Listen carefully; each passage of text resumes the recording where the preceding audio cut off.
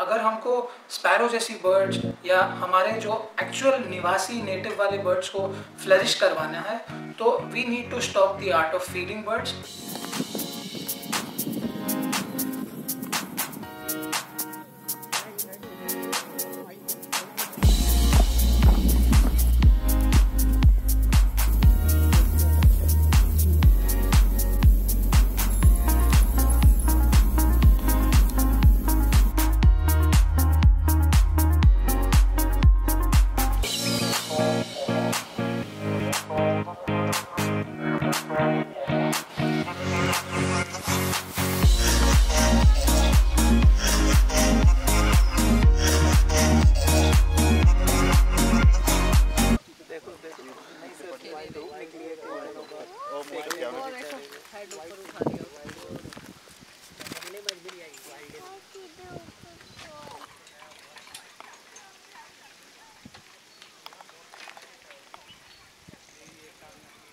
Northern pintail क्या sir, ये northern Europe से आती है? हाँ। कौन कौन से देश आते हैं sir northern? Our star here, northern pintail hero, Mr. Devans trying to click images of northern pintail, little grebe, and one of the world's highest flying birds, the bar-headed goose. ये कौन सी है? And he's asking silly questions of the Indian spot-billed duck, but he's the fan favorite.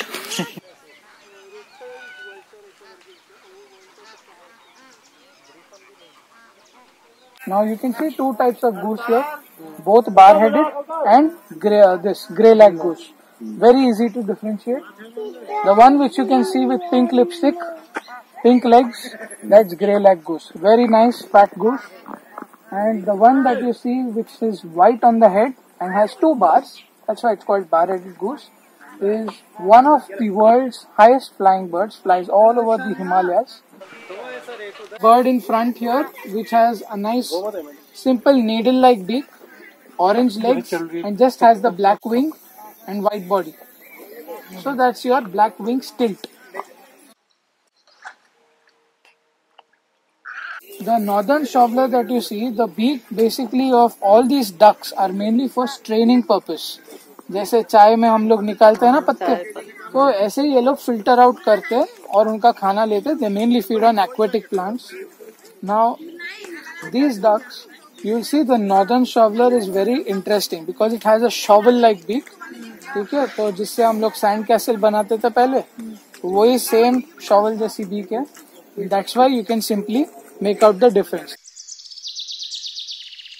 So the tour participants are happily photographing a beautiful darter called the snakebird. Because its neck is more like a very thin thing popping out of water when it swims, इसलिए इसका नाम snakebird या darter बोलते हैं.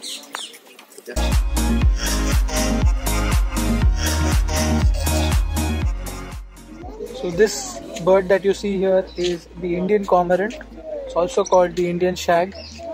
Just like all the cormorants and darters, इनके basically जो पंख है वो वाटरप्रूफ नहीं है. तो जब भी ये पानी के अंदर जाके मछली पकड़ने की कोशिश करती है और फिर जब ऊपर आती है, they have to dry their wings because their wings are not waterproof.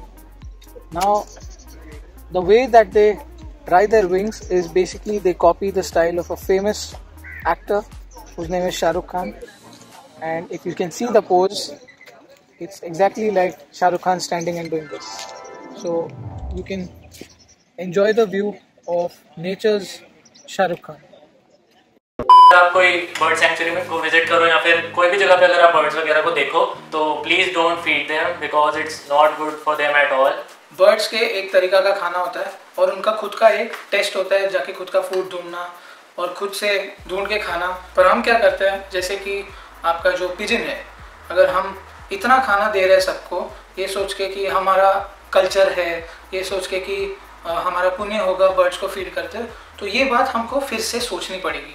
क्योंकि क्या हो रहा है, पिजन जैसी बर्ड्स जो है वो यहाँ के भारतीय के पक्षी नहीं है, वो बाहर से लाए गए हैं और यहाँ पे क्योंकि हम खाना देते गए इनको सेटल होते गए. चलो ये तब भी कोई बात नहीं. इससे भी खतरनाक वाली चीज़ जो है पिजन्स क्या करती है, एक ही जगह पे खाती है, एक ही जगह पे उसका एक्सक्रीटा भी छोड़ती है। तो अब क्या होती है, वही एक्सक्रीटा में उनके पास उसमें होती है वायरस, उसमें काफ़ी चांसेस होते हैं वो वायरस को हम में ट्रांसमिट होने की। तो जब भी हम खाना फेंकने जाते हैं और वो फुर्र करके उड़ते हैं तो उसका पूरा डस्ट और जो एक्सक्रीटा है सब मिल के एकदम बढ़िया सा एकदम ऑक्सीजन मास जैसे हमको हमारी तरफ आती है। तो जब हम वो सूंघते हैं, there is a high possibility that we can always get something like asthma, lung diseases, and there are even cases जहाँ पे humans even end up dying. So this is something that we have to also rethink.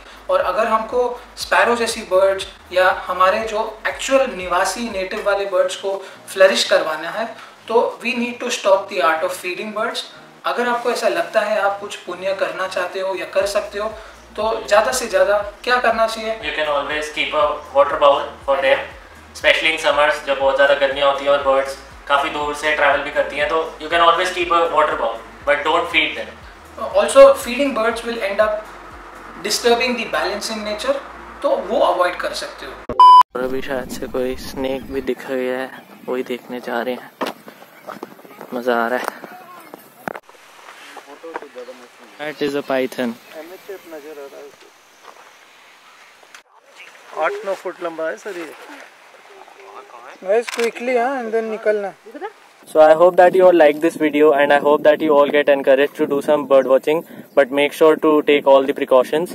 Also to take a step forward, you can help through citizen science. So आपके घर के आसपास या जहाँ पे भी आप रहते हो उसके सराउंडिंग्स में जो भी आपको बर्ड्स दिखें तो वो आप ऑब्जर्व करके डॉक्यूमेंट करके एक चेकलिस्ट बना सकते हो एक ऐप के थ्रू, eBird ऐप। और you can also learn the art of recording bird behavior through a catalog called Ethogram.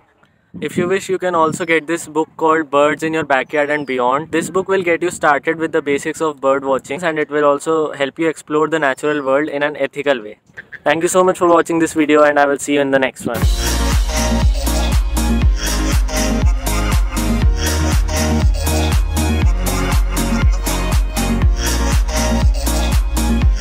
अगर आप एक्सपेक्टेशन के साथ जाओगे तो शायद वो मिलेगी नहीं और आपको डिसअपॉइंटमेंट होगी। मेरा लाइन है। अच्छा तेरा लाइन है, सॉरी यार।